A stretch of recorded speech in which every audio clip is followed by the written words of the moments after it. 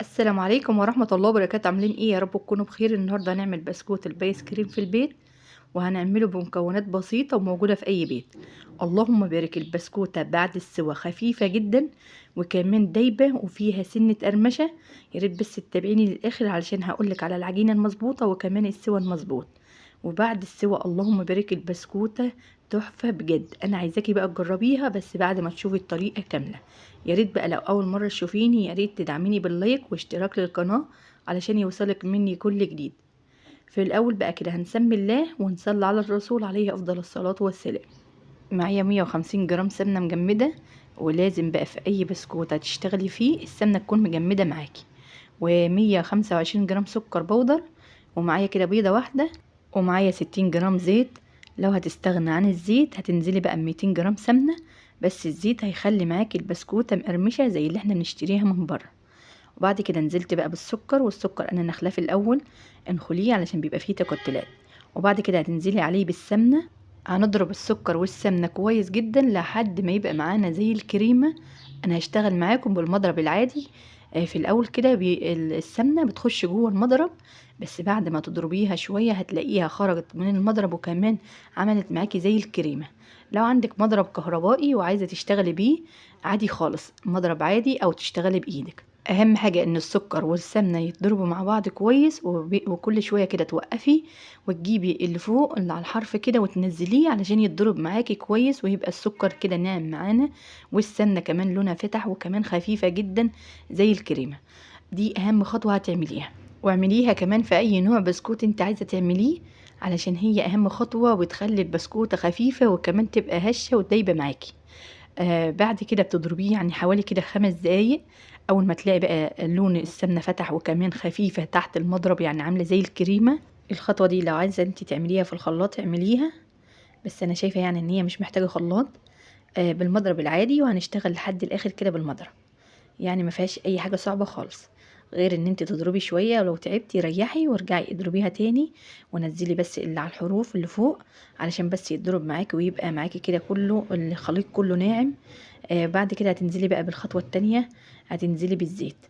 اول بقى ما هننزل بالزيت هنقلب بس تقليبه لحد ما الزيت يختفي، وبعد كده هنوقف بقى تقليب علشان الخليط ما يفكش معانا واحنا شغالين.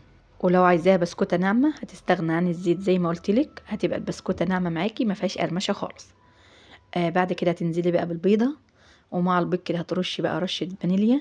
الفانيليا بقى بتخلي ريحة البسكوت تحفة، وكمان بتضيع معانا اي زفارة. ما نبالغش بقى في التقليب علشان الخليط ما يفكش. يعني اول ما البيضة بتختفي بنوقف بقى تقليب وننزل بالدقيق. هننزل بقى بكوبايتين في الاول بس مش مضغطين فيهم، يعني كوبايتين متعبين كده، ما تضغطيش في الكوبايه خالص. وبعد كده هننزل بقى ب4 جرام بيكنج باودر. لو مفيش ميزان يبقى نص معلقه كده من قدام، يعني ما تكتريش بيكنج باودر علشان ما يفرش معاكي وانت بتسويه. ومننساش رشه الملح. وضفت كمان مع الدقيق معلقه نشا كبيره. النشا بقى بيخلي البسكوت ناعم جدا. بعد كده هنقلب. يعني انا في الاول كده ما نزلتش الا بكوبايتين دقيق بس، وجبت كده ربع كوبايه جنبيه. لو العجينه احتاجت هننزل واحده واحده. عجينه البسكوت ما بتتلتش خالص. لو لقينا العجينه عايزه دقيق بننزل بالدقيق بس معلقه معلقه علشان العجينه ما تبقاش يابسه معانا جامد. ان احتاجت بقى معانا دقيق بننزل واحده واحده. وكمان انخلي الدقيق في الاول قبل ما تشتغلي بيه علشان بس يديكي نتيجه تحفه في البسكوت. هنقلب بقى كده، لسه العجينه فيها تلزيق زي ما انتوا شايفينها. هقسمها كده بالنص علشان لسه هضيف الكاكاو. ما نعملش العجينه ونخليها مظبوطه وبعد كده نضيف الكاكاو.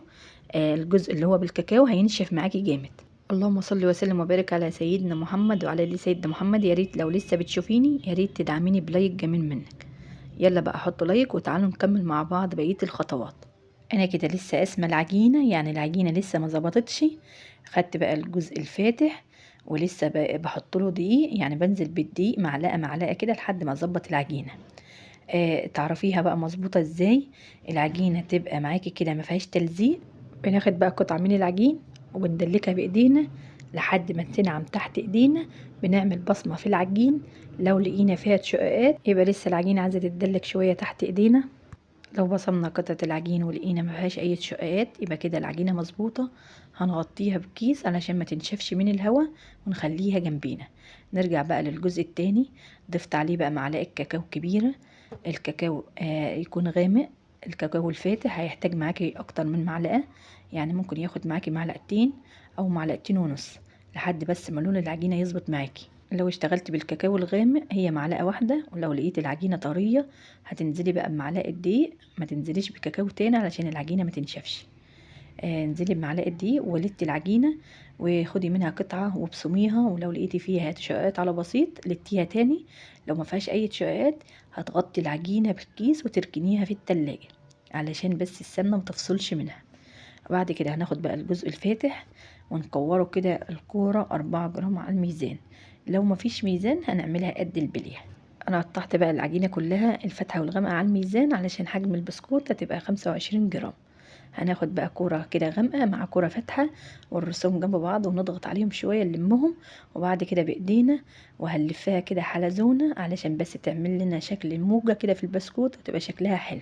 في الاول بقى ممكن ما يظبطش معاكي الشكل، يعني ممكن تعملي واحدة او اتنين على حد ما الشكل يظبط معاكي، بس اهم حاجة ان انتي تلفيها كده بين ايديكي على خفيف، ما تضغطيش عليها علشان العجينة ما تفصلش معاكي من بعضيها.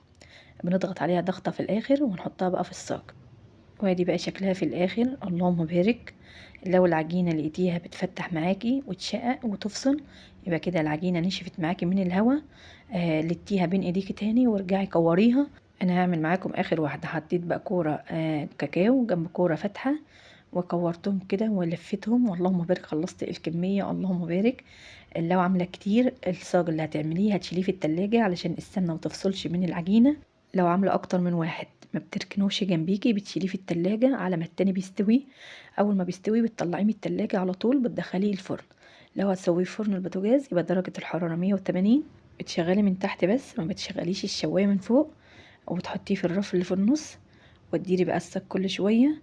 اللهم بارك. بعد 5 دقايق بتلاقي بقى شكل الصاج زي ما انت شايفاه كده، هي فرشت شوية بس مش كتير. اللهم بارك. ريحة البسكوت وهي بتستوي تحفة. انا سويته في فرن الخبيز، انا شغلت البلاطه بس ما شغلتش الشعله، ودرت بقى الصاج كل شويه لحد ما استوى واللهم بارك عطى لون تحفه.